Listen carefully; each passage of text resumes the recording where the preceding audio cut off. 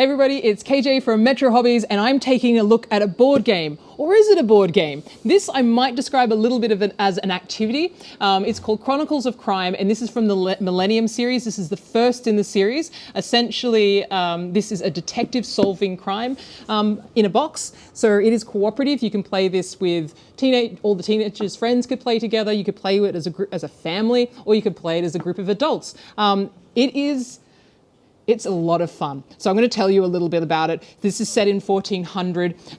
You are going to play this character it's one of the sort of a little bit like a Sherlock Holmes type of character. He has a family that gives him sort of little details. At the beginning of each turn, he has a dream, and the dream has a bit of a clue as to what the crime is, and helps him how to solve it. So there's not a hell of a lot of instructions. It's a very simple game to set up. There is a game board.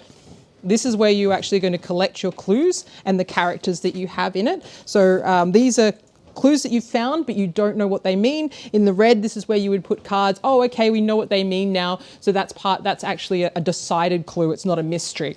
In this game, you're going to see a lot of QR codes. And there's a reason for it. This is your home. So these cards actually represent the locations that you go. And this game has so much replayability because of the QR code. So you do have to use this with an app. And when you go to a location, you scan yourself into the location. And then these little QR codes allow you to speak to different people. So in this theme, the monkey's a family friend. He can tell you about the history. So if you've got an item that you need the history about because it will help you solve the crime, that's who you would visit. She's very good with old items. So she knows a lot about, she's a merchant, so she knows a lot about the jewelry. So if you've got an item that you want to know something about, and the spy, he knows all about the rich and famous. So if you want to hear about a different kind of personality and that might help you solve the crime, he's the guy you go to. All right. I'm just going to quickly go through all the different locations. There is a tutorial for this, so I won't go too much more into the rules. The tutorial is very, very good. It runs in the app. It tells you how to place things out. Really, really nice little artwork going on here. And as I said, you can go to the different QRs, and then it will give you a clue to go to a different location. So the locations are alphabetized. I'll give you a little bit more look at these are the different dream cards that you might have that might start the game. They could also just be a scene that you need to investigate. So if you would need to investigate a crime, they give you a little bit of information. Thankfully, by showing you these, even though this is a very story activity game, I'm not spoiling anything.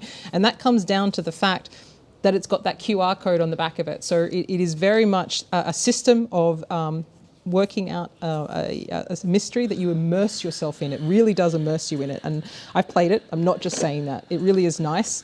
I actually like the 1400 theme. There's nothing necessarily particularly that I know anything about the 1400s, but the setting is sort of a little bit eerie. You've got a little dog that helps you because he can sniff things and get you to different locations. These are all the character cards. So all these people sometimes they might play the murderer, sometimes they might play the victim, sometimes they just might be a dead end or a red herring if you like. And there's so many of these, and you can see the number. So obviously you have to pull out specific number cards as you go through, and that information is given to you. This is an activity. It's a beautiful activity. It involves thinking. It sort of has that little puzzle aspect to it. If you were going to get any game, if you like the exit games, for example, or the escape games, you like to solve those as a group or as a family. I think this is the next level because it provides the replayability which those games don't do, and it really sort of immerses you in it, and you can play. There's about 4 different stories, but they can add more to them. It has that evolution that as long as they're maintaining the app, they can add more and more stories to the game. All right, highly recommend it. That's all I've got for you today until I solve the next mystery. Bye.